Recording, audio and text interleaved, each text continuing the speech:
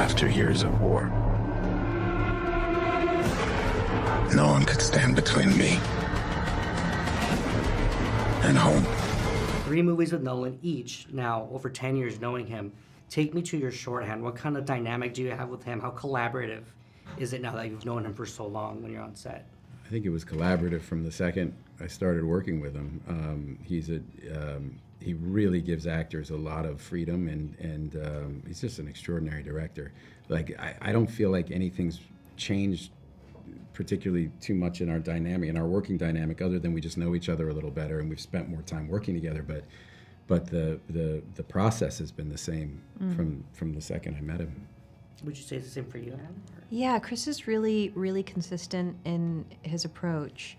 I'd say the thing that I feel now is I'm still very, don't tell him, I'm still very awed by him, but nobody likes to be like a living monument. So Sure. I understand that like set is a place where you focus, but it's also a place where you laugh and make jokes, and you know, it's okay to be a wise ass every now and then.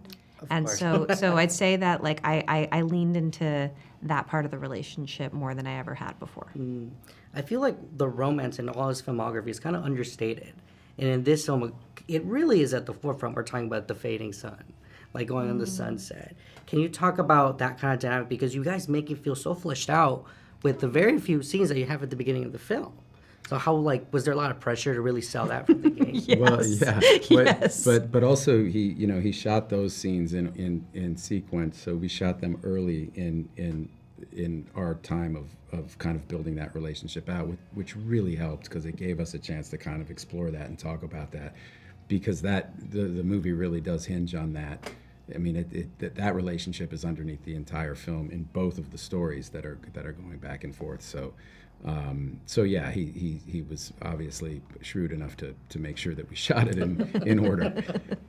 What was was it cathartic that you saw it in order when you finally get to the end? Because, I mean, I'm watching it last night. I felt like my heart was pouring out when you guys finally reunite. Yeah. So, because you shot it chronologically, what was that like for you guys? Very emotional, actually. That final scene was very, very. Also, I had been working on that scene for months and months and months. I actually typed it into my phone.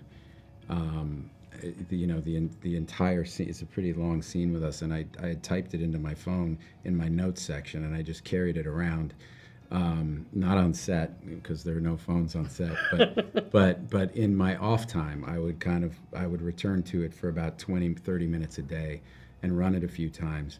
And so when we finally got there, I'd been thinking about it so much as he was on this 20-year odyssey to get home. And it's so beautifully written that there was just a lot underneath it. And there's also something to be said, because what Matt said, I didn't put it in my phone. That was your process.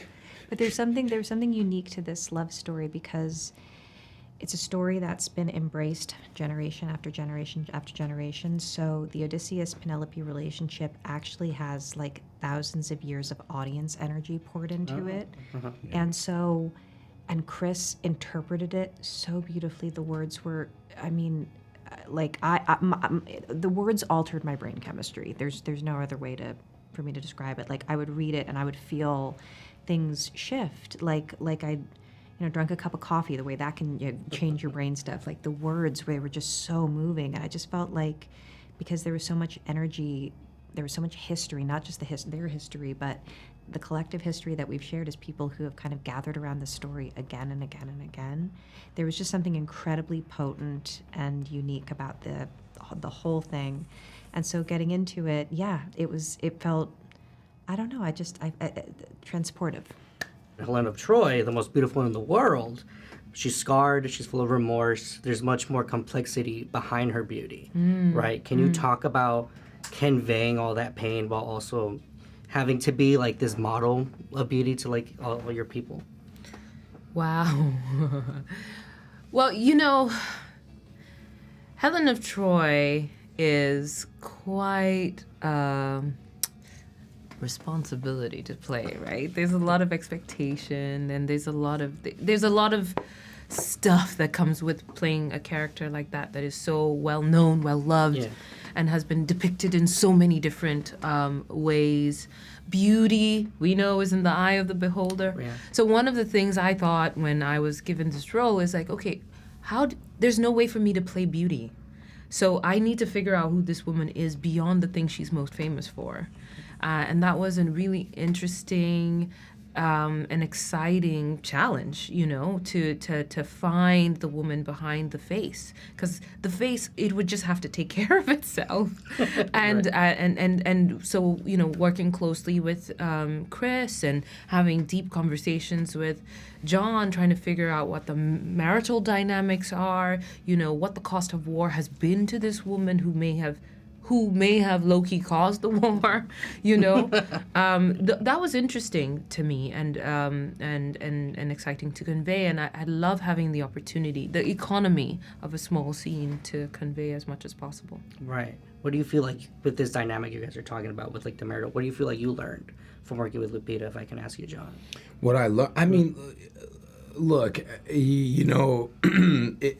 there's no one, for me, there's no one else in the world who could have done that, who comes with yes, that a level of beauty both inside and out that you believe somebody would, but beyond that, this just such rich interior life that, to me, us sitting there, it's like this palpability of anger, of shame, of regret, of love, of all this stuff that's probably been spoken and unspoken, all just this wealth of, you could kind of just feel it between us while we were doing that. And what a just awkward, insane, twisted, family they are now, and really unhealthy, probably from sort of the beginning. And again, I love what you just said, just about the economy of it, to try to convey that all within the limitations of just a little bit of screen time, and just to have it sort of exist between us. I don't think there's anyone else that could do that. I'm just so glad it was her. Yeah. You've worked with some of the greats, some of the legends. Your first time with Chris. Yes. How do you feel that this performance particularly like pushed you forward or gave you challenges that you had never experienced before? Oh, there was lots of challenges, being sight impaired and being extra elderly, and the language. I had some exposition that I had to try to make sound naturalistic, but Chris is such a innovator and such a visionary that it was such a great opportunity. I've been in this business 40 years. This was the most exciting thing I've ever done in my life. You also described it almost like an indie production, because obviously he has all the money in the world to make this film, but you described it like it's really intimate. It still feels personal. Obviously, there's no like. He stands at the camera. Nobody does that. When I started out in the film business, directors stood at the camera. He stands there, whereas the best eye view to see what your actor's doing is being there. Being in the video village on a monitor, you're not seeing what your actors are really giving you. Well, he seems to be of the ethic of like, this is what's in front of me is important, and I'll watch what the camera's doing later. I'll get dailies tomorrow. What's happening in front of my eyes is what's important. And to bring it to you, I gotta say, I'm a big Tenet fan. Thank you. I love seeing you grow with Chris. You get some really incredible stand-up moments in this film. The Cyclops sequence, I think a lot of people were really curious as to how that was brought. We know that Bill was there on set, the actor who portrays the Cyclops, that there was some sort of, Chris has only described it as a contraption that was like 60 feet tall. Can you kind of enlighten us on what that kind of looked from your perspective? Look, if that's what Chris has said, I'm not going to push it any further than what Chris has said. It was a contraption, and we were shooting in this cave called Nestor's Cave, known as the birthplace of Zeus. So it was like an amazing place to shoot. It felt very sort of apt to the story that we're telling. Anyone else would have done what we did in there on a soundstage, but we managed to turn that cave into a soundstage.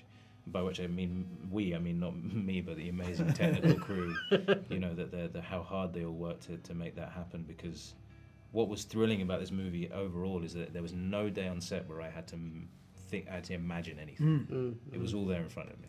Right. And that's very, very rare. I mean, when you see the movie, like you see the Trojan horse, I've never believed the Trojan horse story till Right. this Yeah. movie.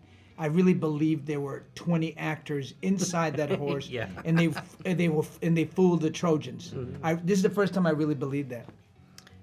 Another scene on that similar note of like believing. Oh my god, I know we're all going to be talking about it. We don't want to spoil too much unless you know the Odyssey. But the scene with Cersei, holy damn! I know that's going to be like that's my favorite scene. Oh, it's incredible. You're in that a lot. Yeah. Can you talk about like, again, without revealing too much of the magic? Don't pull a curtain. There's like prosthetic work at play. Am I assuming wrong or correct? Like there's a lot of makeup. There's a lot of what Chris is amazing at doing, and his technical team and all the amazing people that he employs to help him with his vision, is that they know about the breadth of technique that can be used that's practical. You know, it's actually, if you really put your mind to it, you don't need to go particularly close to a computer to make things work.